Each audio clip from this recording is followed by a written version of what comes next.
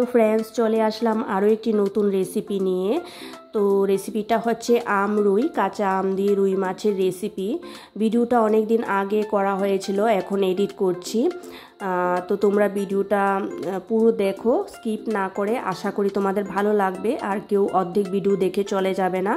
পুরোটা দেখো, আমি তোমাদের ভিডিও ফুল ওয়াচ দিই। তো তোমরা ভিডিওটা পুরোটা দেখো কিভাবে আমি বানিয়েছি রেসিপিটা। আর যারা নতুন ভিজিট করছো আমার চ্যানেলে, সাবস্ক্রাইব করে দিও। আর পুরনো বন্ধুরা তো আছোই পাশে। তো নতুন বন্ধুরা অনেকে আছো যে ভিডিওতে এসে স্প্যাম কমেন্টস করছো, বন্ধু হলাম, সাবস্ক্রাইব করলাম, আমন্ত্রণ রইল, নিমন্ত্রণ রইল। এসব কমেন্টস করবে না প্লিজ। কমিউনিটিতে লেটার রেখো, তো ওইখানে বললে কোনো প্রবলেম হয় না, ভিডিওতে এসে বললে স্প্যাম কমেন্টস হয়ে যায়। আর পুরনো বন্ধুরা অনেকে আছো লাইক নাম্বার মেনশন করছো, তারপর ওয়াচ টাইম মেনশন করছো, তো এসব করবে না, এগুলো স্প্যাম কমেন্টস। তো যাই হোক, আমি বারবার বলছি, আবার বলে দিচ্ছি। তো দেখো রেসিপিটা আমি তোমাদের সাথে শেয়ার করছি। এখানে দেখো আমি মাছগুলোকে নুন হলুদ দিয়ে ম্যারিনেট করে রাখছি।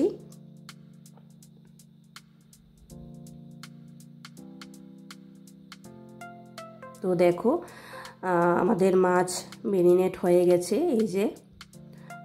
তো কি কি লাগবে আমাদের দেখো, এখানে আছে লঙ্কা বাটা, আর এখানে দেখো আমগুলোকে লম্বা করে কেটে নিয়েছি। এখানে ফোড়নের জন্য লাগবে সাদা সর্ষে, হলুদ, নুন, আর রান্নাটা সর্ষের তেলে করব। তো চলো কিভাবে আমি বানিয়েছি তোমরা দেখতে থাকো। এখানে দেখো গ্যাসে কড়াই চাপিয়ে দিয়েছি। তো কড়াই যখন গরম হয়েছে এর মধ্যে সর্ষের তেল দিয়েছি। তো তেলটাও যখন গরম হয়ে গেছে এর মধ্যে ম্যারিনেট করা মাছগুলো দিয়ে দিয়েছি, দিয়ে ভেজে নেব।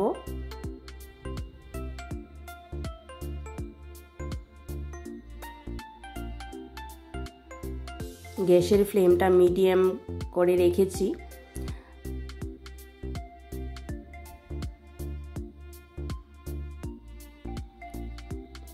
তো দেখতে পাচ্ছ মাছগুলোকে এপিট ওপিট করে ভেজে নিচ্ছি। এক পিঠ ভাজা হয়ে গেছে, এখন আরেক পিঠ ভেজে নেব।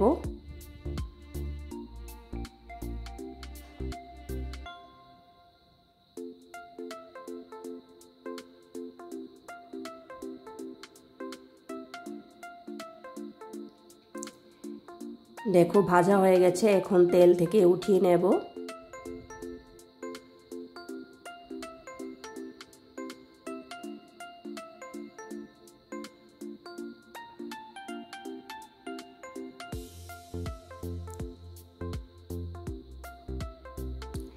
এখন বাকি মাছগুলো দিয়ে দিয়েছি তেলের মধ্যে।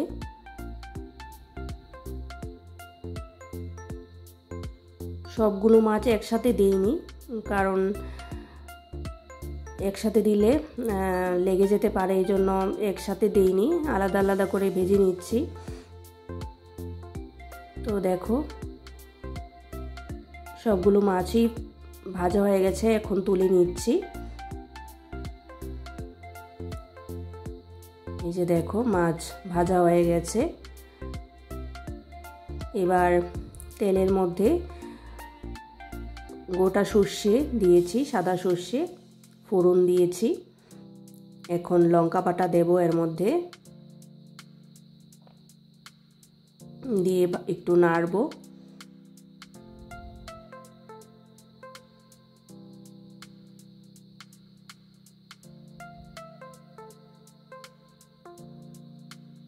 এখন এর মধ্যে নুন আর হলুদ দিয়ে দেব।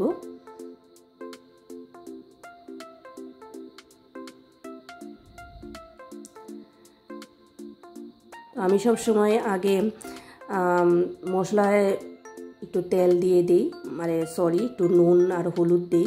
হলুদ তো দিতেই লাগে, নুনটাও দিই, আবার পরে দিই যদি কম হয়। তো এখন দেখো এর মধ্যে কাঁচা আমগুলো দিয়ে দিয়েছি। তোমরা চাইলে পরেও দিতে পারো যদি গোটা রাখতে চাও। আমি গোটা রাখবো না, ঝোলে মিশিয়ে নেব, এই জন্য দিয়ে দিয়েছি আগেই। এর মধ্যে জল দিয়েছি। এখন দেখো আমি ঢাকা দিয়ে রেখে দিয়েছি। তো দেখতে পাচ্ছ ঢাকনা খুললাম, এই যে আমও সেদ্ধ হয়ে গেছে। এখন দেখো এর মধ্যে ফ্রাই করা মাছগুলো দিয়ে দেব।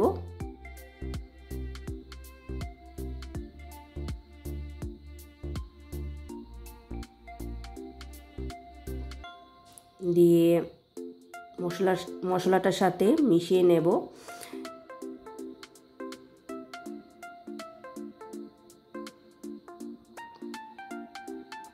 তো এপিট ওপিট করে একটু মিশিয়ে নিচ্ছি মাছের গায়ে যাতে লাগে মশলাটা।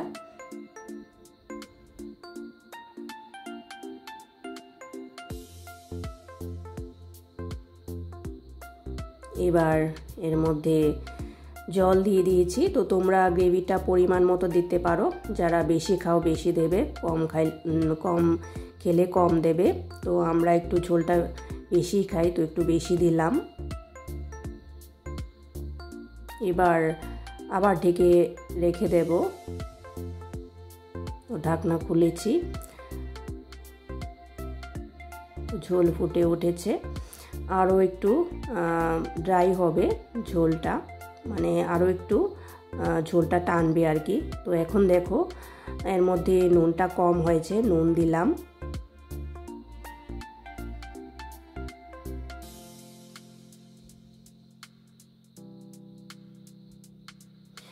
তো চিনি দিয়েছি, কারণ কাঁচা আম একটু টক থাকে, এই জন্য চিনি দিয়েছি স্বাদটাকে ব্যালেন্স করার জন্য।